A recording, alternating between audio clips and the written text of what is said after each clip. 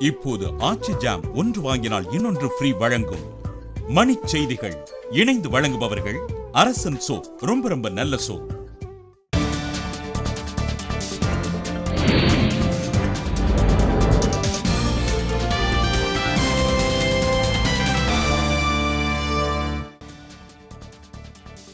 டெல்லியில் இன்று கூடுகிறது பாஜக ஆட்சி மன்ற குழு. பிரதமர் மோடி பங்கேற்பார் என தகவல். வறட்சி இழப்பீடு வழங்கக் கோரி உண்ணாநிலை போராட்டத்தில் ஈடுபடுவதற்காக விவசாயிகள் டெல்லி பயணம். மீனவர் கொல்லப்பட்டதை கண்டித்து நாகை மாவட்டத்தில் 6வது நாளாக மீனவர்கள் வேலைநிறுத்த போராட்டம்.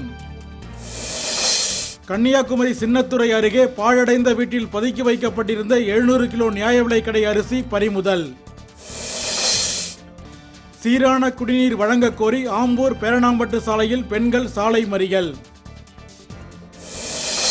தூத்துக்குடி அனல்மின் நிலையத்தில் முதல் அலகில் ஏற்பட்ட பழுது காரணமாக 210 மெகாவாட் மின் உற்பத்தி பாதிப்பு. மகளிர் பாதுகாப்பை உறுதி செய்ய கோரி சென்னையில் நடைபெற்ற திரள் ஓட்டத்தில் பெண்கள் ஆர்வத்துடன் பங்கேற்பு. சிவகங்கை மாவட்டம் பெரிய கண்மாய் கழுகு மரத்தில் 13ஆம் நூற்றாண்டைச் சேர்ந்த கல்வெட்டு கண்டுபிடிப்பு. சென்னை பொன்னேரி அருகே ஆந்திராவில் இருந்து சரக்குந்தில் கடத்தி வரப்பட்ட 8 டன் செம்மரக்கட்டைகள் பறிமுதல்.